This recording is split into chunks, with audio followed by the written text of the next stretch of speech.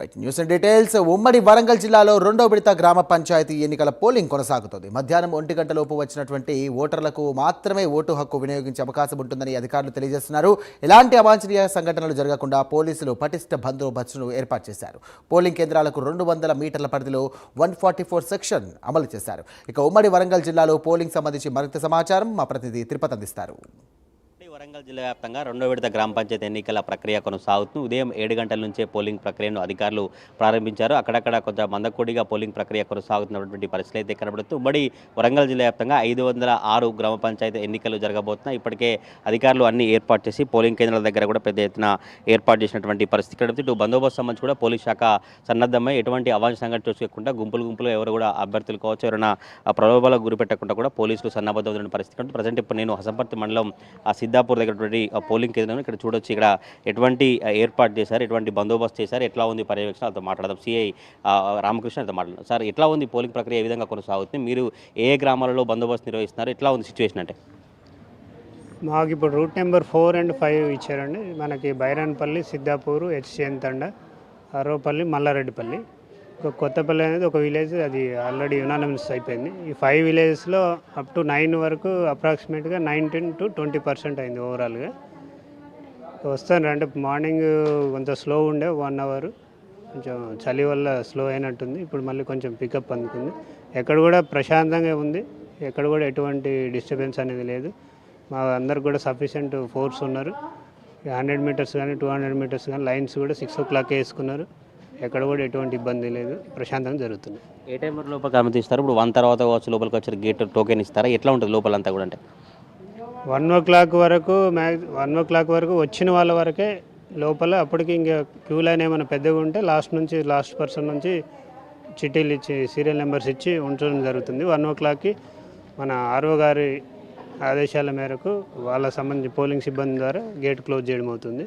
1 తర్వాత ఎట్టి పరిస్థితుల్లో కూడా లోపలికి వెళ్ళలేదు. లోపల ఎంతమంది ఉన్నా 1 తర్వాత వాళ్ళకి ఓటింగ్ చేసే అవకాశం ఉంటుంది. పోలింగ్ కేంద్రాల దగ్గర ఎటువంటి శిక్షణ అమల్లో ఉంటుంది? ఎంతమంది గుంపులు ఉండొచ్చు, ఉండకపోవచ్చు, అసలు ఓటర్లకు కావచ్చు, రాజకీయ పార్టీల నేతలకు ఏం చెప్తారు మీరు? మనకి యాక్చువల్ 144 పాత సెక్షన్ ప్రకారం, 163 ఇప్పుడు బిఎన్ఎస్ ప్రకారం ఎట్టి పరిస్థితుల్లో కూడా 5 కంటే మించి గుమ్మికూడు ఉండకూడదు. మనకు 100 మీటర్ల లోపల అభ్యర్థులు క్యాండిడేట్స్ ఉంటే వాళ్ళ సింబల్స్ చూపించుకోవచ్చు, కానీ గుంపులుగా మాత్రం ఎట్టి పరిస్థితుల్లో ఉండకూడదు. ఈ కౌంటింగ్ సంబంధించి ఏం చెప్తారు? కౌంటింగ్ అభ్యర్థులకు కావచ్చు, మిగతా రాజకీయ పార్టీలతో అనుమతి ఇస్తారా, లేదంటే ఆ ప్రాసెస్ ఎట్లా ఉంటుంది? అభ్యర్థులకు కావచ్చు, ఈ ప్రజలకు ఏం చెప్తారు, ఏం పిలుపునిస్తారు?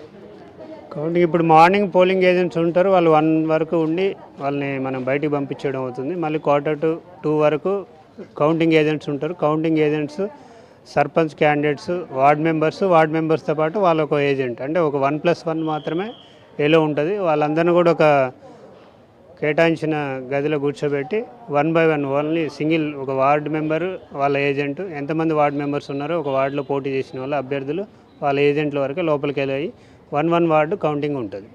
ఎందుకంటే మనకు ఒకటేసారి అందరిని పంపించడం వల్ల ఏమవుతుంది, డిస్టర్బెన్స్ అవుతుంది. కాబట్టి సింగిల్ వార్డు మాత్రమే ఎలా ఉంటుంది. ఇది పోలింగ్ కౌంటింగ్ సంబంధించి పోలీస్ శాఖ నుంచి కావచ్చు, అధికారులంతా కూడా ఇలా సన్నద్ధమవుతున్నటువంటి పరిస్థితి కనబడుతుంది. ఉమ్మడి వరంగల్ జిల్లా వ్యాప్తంగా పోలింగ్ ప్రక్రియ అయితే సజావుగా కొనసాగుతుంది. కొన్ని గ్రామాలలో కొంత మందకొడిగా కొనసాగినప్పుడు కూడా కొన్ని మేజర్ గ్రామ పంచాయతీల దగ్గర కూడా పెద్ద ఎత్తున భారీ క్యూలు అయినటువంటి పరిస్థితి అయితే కనబడుతుంది. ఉమ్మడి వరంగల్ జిల్లా వ్యాప్తంగా వివరాలు చూస్తే వరంగల్ జిల్లాలో 111 సర్పంచ్ స్థానాలకు 349 మంది అభ్యర్థులు బరిలో ఉన్నారు. హన్మకొండ జిల్లాలో 67 సర్పంచ్ స్థానాలకు 349 మంది అభ్యర్థులు బరిలో ఉన్నారు. 4003 వార్డు స్థానాలకు 9632 మంది అభ్యర్థులు బరిలో నిలిచినటువంటి పరిస్థితి కనబడుతుంది. ఉమ్మడి వరంగల్ జిల్లా వ్యాప్తంగా రెండో విడత ఎన్నికల ప్రక్రియను అధికారులు అయితే సజావుగా కొనసాగించినటువంటి పరిస్థితి కనబడుతుంది. హన్మకొండ జిల్లా ఇటు పరకాల మండలం నాగారంలో కొంత సమస్యాత్మక సిచ్యువేషన్ ఉండే నేపథ్యంలో పోలీసులు భారీ బందోబస్తు ఏర్పాటు చేసినటువంటి సిచ్యువేషన్ అయితే కనబడుతుంది. పోలీసు కేంద్రాల దగ్గర పరిసరాలలో నిషేధాజ్ఞలు ఉన్నట్టు పోలీసులు చెప్తున్నటువంటి పరిస్థితి కనబడుతుంది. 200 మీటర్ల పరిధిలో బిఎన్ఎస్ సెక్షన్ 144 సెక్షన్ 163 ప్రకారం అమల్లో ఉంటుంది. 5 అంతకంటే ఎక్కువ కూడా గుంపులో ఉండకూడదంటూ పోలీసులు పోలీసులు చెప్పినటువంటి